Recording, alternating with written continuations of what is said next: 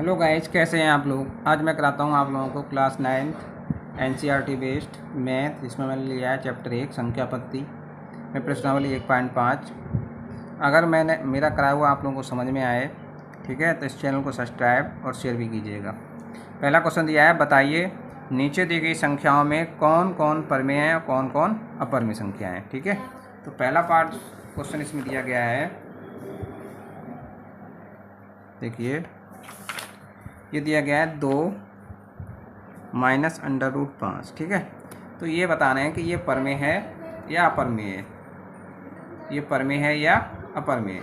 तो देखो 2 √5 जो हमें दिया गया है, इसमें ये दो संख्या तो हमारे पास परमेय है, ठीक है, और ये √5 कैसा है, ये अपरमेय संख्या दी है। ठीक है, तो परमेय संख्या में से जब अपरमेय संख्या घटाएंगे तो हमें अपरमेय संख्या प्राप्त होगी। कैसे संख्या प्राप्त होगी? अपरमेय। तो इसलिए ये कैसा है, लिख दोगे नीचे, ये एक अपरमेय संख्या है। ठीक है, दूसरा पार्ट दिया गया है 3 + √23 और माइनस का √23।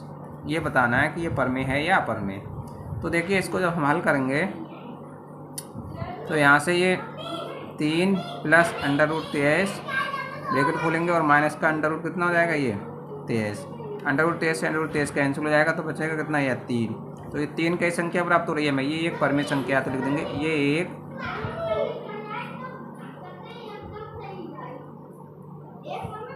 परमेय संख्या है।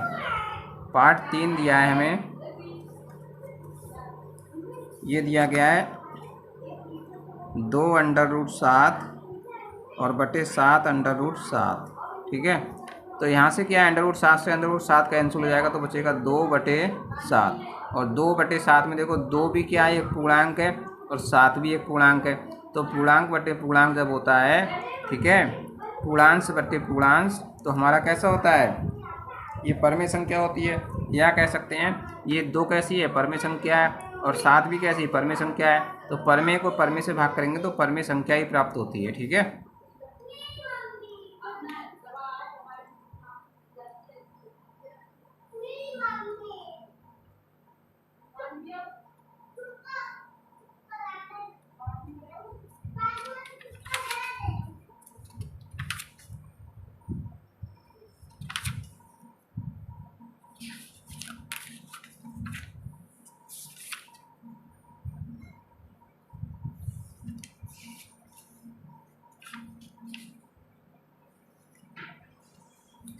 देखिए यहाँ पर ये 2 हमें कैसा दिया है, 2 कैसा है, ये पूर्णांश है, और 7 भी कैसा है, पूर्णांश। तो पूर्णांश और बटे पूर्णांश ही परमेय संख्या होती है। ठीक है, तो ये लिख देंगे ये एक परमेय संख्या है।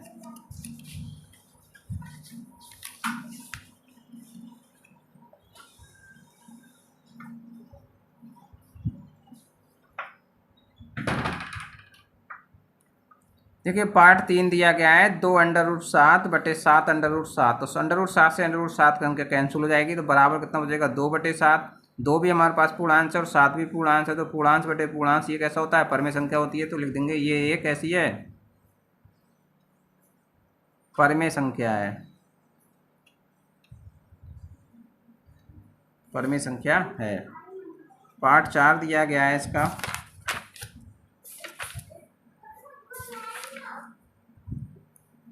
एक बटे √2। तो देखिए एक हमारे पास परमेय है, √2 कैसे, अपरमेय संख्या है, और परमेय संख्या को जब अपरमेय संख्या से भाग करेंगे तो कैसा आएगा, अपरमेय संख्या ही प्राप्त होगी। कैसी संख्या होगी, अपरमेय संख्या। तो लिख देंगे ये एक कैसी है,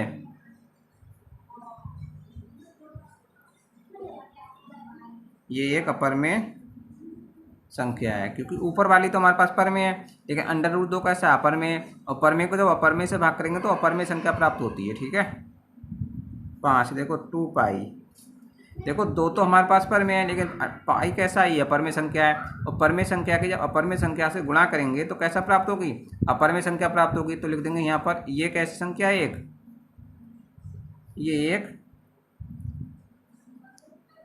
अपरमेय संख्या है। ठीक है, देखिए अगला क्वेश्चन दिया है हमें, क्वेश्चन नंबर 2, निम्नलिखित व्यंजकों में से प्रत्येक व्यंजक को सरल कीजिए। ठीक है, सरल करना है इसके लिए। तो पहला पार्ट इसका देखते हैं हम लोग। ये दिया गया है 3 + √3, ठीक है, और 2 + √2। तो इसको सरल करेंगे तो कैसे सरल करेंगे, यहाँ पर देखिए ये पहले वाली संख्या से इस पूरी ब्रैकेट के लिए पहले हम इसका मल्टीप्लाई कर देंगे, यानी गुणा कर देंगे। 3 से गुणा करेंगे 2 + √2 के लिए, ठीक है, प्लस √3, प्लस है √3 का, तो इसकी फिर दूसरे वाले समीकरण की इससे गुणा कर देते हैं। ठीक है, अब देखिए इस 3 से इस ब्रैकेट को खोलिए, तो 3 की गुणा पहले 2 से होगी, तो 3 गुणे कितना हो जाएगा 2, प्लस 3 की गुणा इससे होगी तो 3 गुणे √2, प्लस √3 गुणा इससे होगी तो कितना हो जाएगा ये 2 गुणे √3, प्लस इसकी इससे गुणा होगी तो √3 गुणे 2। ठीक है, यहाँ से ये कितना हो जाएगा 3 दूनी 6, 3 √2,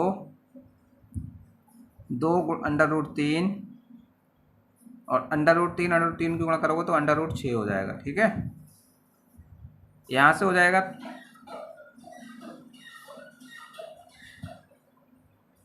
6 प्लस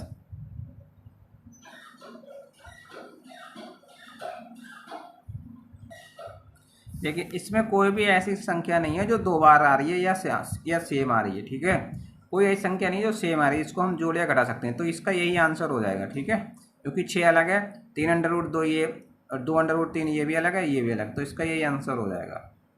ठीक है, दूसरा पार्ट इसका दिया है हमें,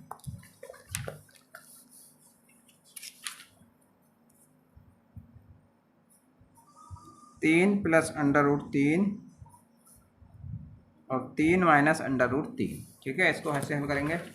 तो देखिए इसको हम गुणा से भी कर सकते हैं और इसके एक सब समीकरण का प्रयोग भी कर सकते हैं इसमें, क्योंकि a + b बनने आए और a - b बनने आए। ठीक है, a + b और a - b बराबर हमारा होता है a² - b², उससे भी निकाल सकते हैं और इसको मल्टीप्लाई से भी निकाल सकते हैं। ठीक है, तो दोनों में से कैसे भी निकाल सकते हैं। इसको मल्टीप्लाई करेंगे तो जो कितना हो जाएगा, ये 3 से इसकी गुणा कर दीजिए, इसकी ये 3 माइनस √2 के लिए, फिर प्लस 3 से गुणा कर दीजिए 3 माइनस √2 के लिए। ठीक है, उत्तर सेम ही आएगा, कैसे भी कर लीजिए। तो ये हो जाएगा हमारा 3 गुणे 3 माइनस 3 गुणे √2, प्लस इसकी गुणा करोगे तो 3 √3, वो 3 गुणे √3, और माइनस इसकी इससे गुणा करोगे तो कितना हो जाएगा √3 गुणे √2। ये देखो यहाँ से हो जाएगा 3 × 3 = 9, माइनस ये हो जाएगा 3 √2, प्लस और ये हो जाएगा 3 √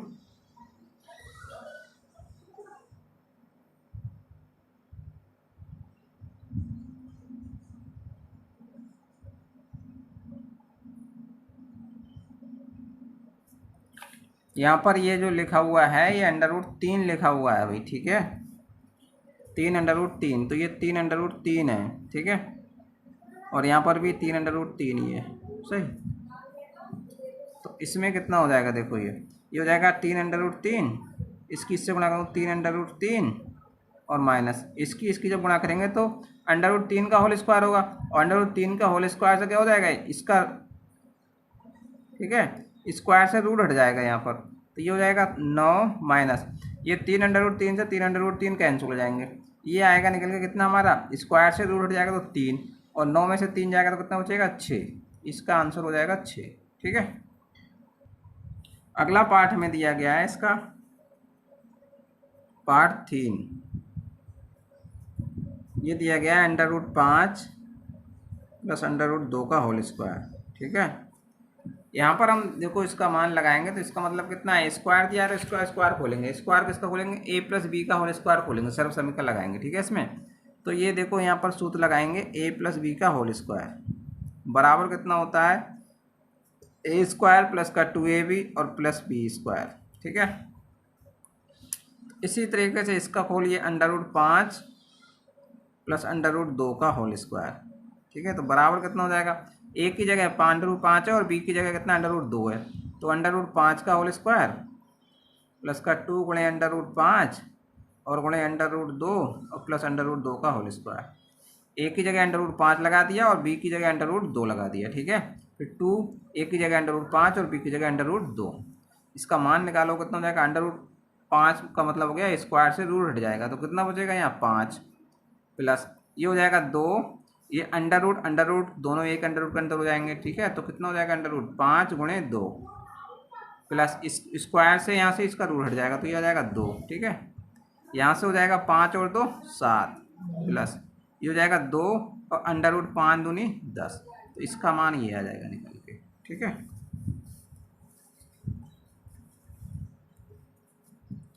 चौथा पार्ट इसका दिया है हमें, ये दिया है under root 5 minus under root 2 और under root 5 plus under root 2। यहाँ पर देखो हम इसको सर्वसम का लगा देते हैं। सर्वसम का कितने लगाएंगे, ये देखो a माइनस का b और a प्लस का b, यानी a प्लस का b और a माइनस b बराबर होता है a square minus b square. तो इसको हम हल करेंगे जब,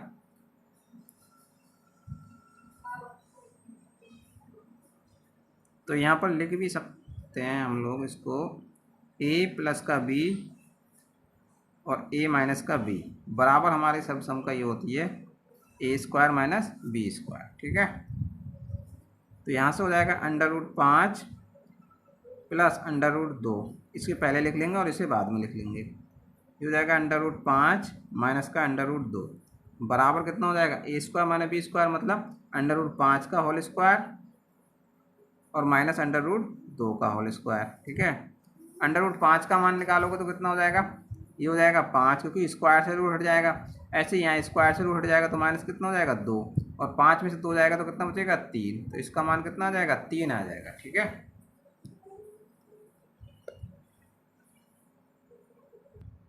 देखिए अगला क्वेश्चन दिया है 3। आपको याद होगा कि पाई को एक वृत्त की परिधि और इसके व्यास,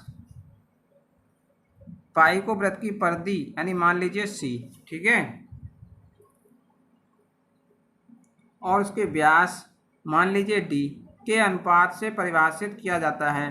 पाई को परिभाषित किया जाता है वृत्त की परिधि को मान लीजिए c है, तो पाई बराबर कितना हो जाएगा c अपॉन डी। c जो क्या दिया है वृत्त की परिधि दी है और d क्या दिया है वृत्त का व्यास दिया है। ये इस तथ्य को अंत विरोध करता हुआ प्रतीत होता है कि पाई अपरमेय है। इस अंतर विरोध का निराकरण आप किस प्रकार करेंगे, ठीक है। तो इसे देखिए,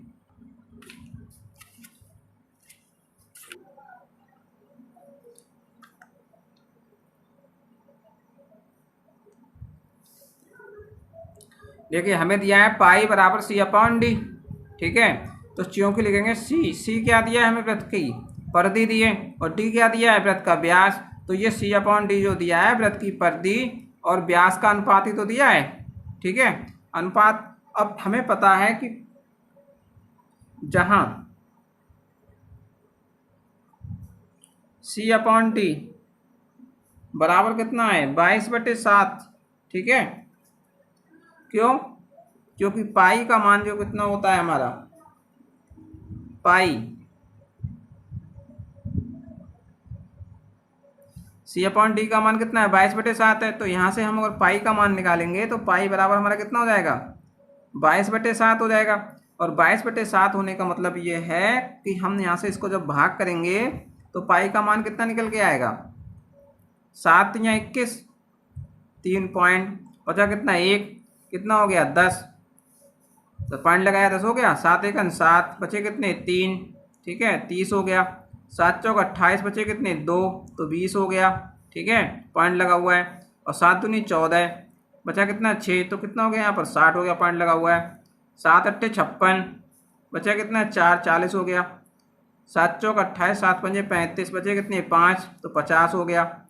और 7 सत्ते 49 बचा कितना 1, फिर कितना हो गया 10 और 7 एकन 7, ठीक है। तो फिर 1 आ जाएगा, फिर 3 बचेगा, ठीक है। अब देखिए अब यहाँ से संख्या हमारी क्या हो गई, यहाँ से संख्या रिपीट हो गई। जब संख्या रिपीट हो जाती है, ठीक है इस तरीके से, और ये अनंत तक चलेगी, कहाँ से चलेगी अनंत तक, मतलब यहाँ पर हम लोग फिर से यही संख्या आएगी इतनी, फिर दोबारा 1 बच रहेगा, फिर से यही संख्या निकल के आएगी। इस तरीके की संख्या जो हमारी प्राप्त होती है तो वो कैसी संख्या प्राप्त होती है? अनबसानी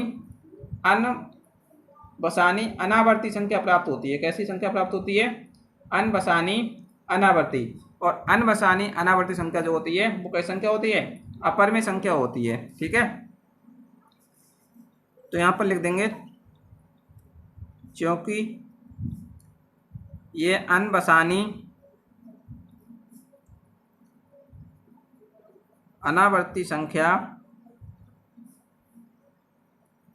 है, इसलिए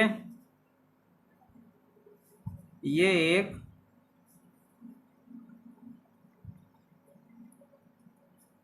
अपरिमेय संख्या है। ठीक है, कैसी संख्या है? अपरिमेय संख्या है। ये अपरिमेय संख्या प्राप्त होती है। ठीक है, अगला क्वेश्चन हमें दिया गया है